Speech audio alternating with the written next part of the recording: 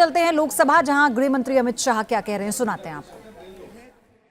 जो उनका उत्कर्ष अपने भाई समझकर, अपने से पीछे रह गए भाई समझकर संवेदना के साथ उंगली पकड़कर आगे बढ़ाना चाहते हैं, वो लोग इसका नाम नहीं समझ सकते जो इसका वोट बैंक के नाते उपयोग कर अच्छे लच्छेदार भाषण देकर राजनीति में वोट प्राप्त करने का जरिया और साधन समझते हैं।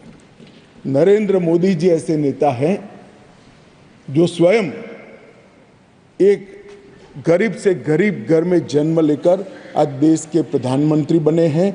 वो पिछड़ों का दर्द भी जानते हैं, वो गरीब का दर्द भी जानते हैं। और जब इनके आगे बढ़ाने की बात होती है तब कई बार तो मान्यवर मदद की जगह सम्मान के मायने बड़े होते हैं।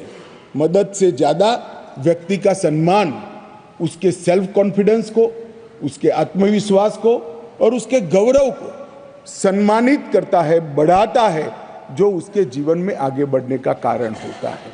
मैं इसलिए कह रहा हूं कि ढेर सारे सदस्यों के भाषण मैंने सुने भी है, पढ़े भी है मेरी चैम्बर में।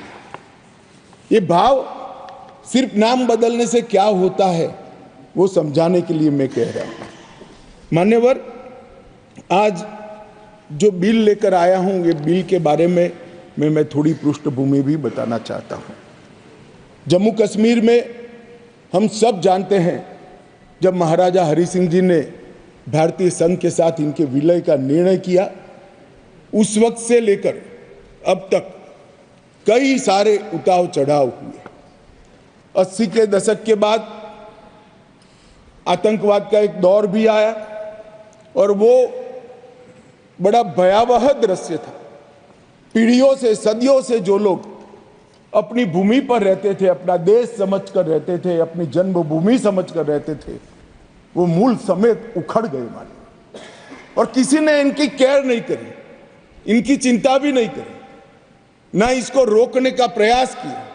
और कई बार तो मान्यवर रोकने की जिनकी जिम्मेदारी थी वो इंग्लैंड में वैकेशन कर रहे थे, मैं नाम देना नहीं चाहता, और फिर कहते हमने कुर्बानी दी।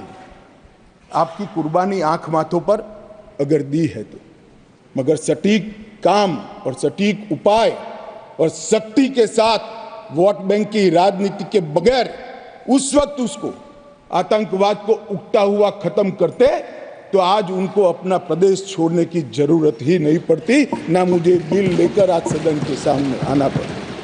मान्यवर,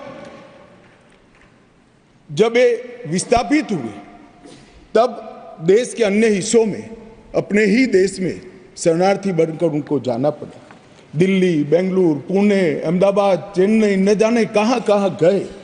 लगभग वर्तमान के आंकड़ों के अनुसार 46,631 परिवार और 1,57,967 लोग अपने ही देश में विस्थापित हो गए।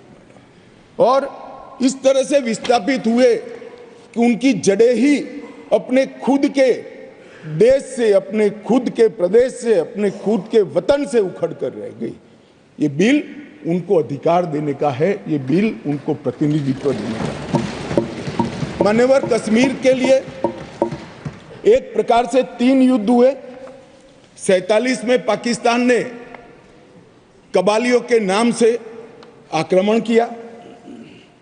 इसमें लगभग 31,779 परिवार पाक अधिकृत जम्मू कश्मीर से जम्मू कश्मीर में विस्थापित हुए। इनमें से 26,319 परिवार जम्मू कश्मीर में और 5,460 परिवार देश भर में फैल गए। वो पाकिस्तान के हमले के शिकार थे। इसके अतिरिक्त 1965 और 1971 में भी युद्ध हुए, उसमें और 10,065 परिवार विस्थापित हुए और कुल मिलाकर 48, 65 और 71 ये तीनों युद्धों में मान्यवर 41,844 परिवार विस्थापित हुए। ये विस्थापितों की स्थिति के बारे में मैं बाद में बात करता हूं, परंतु ये बिल है वो उनको अधिकार देने का बिल है। ये बिल उनको प्रतिनिधित्व देने का बिल है। आज वो लोग ऐसी स्थिति में नहीं है कि वो चुनाव लड़कर वहां की असेंबली में बैठ पाए। जो कहते हैं क्या हुआ धारा 370, कहां हुआ 5 और 6 अगस्त 5 और 6 अगस्त 2019 में ये हुआ कि इनकी सालों से न सुनने वाली आवाज नरेंद्र मोदी जी ने सुनी और आज उनको अधिकार मिला।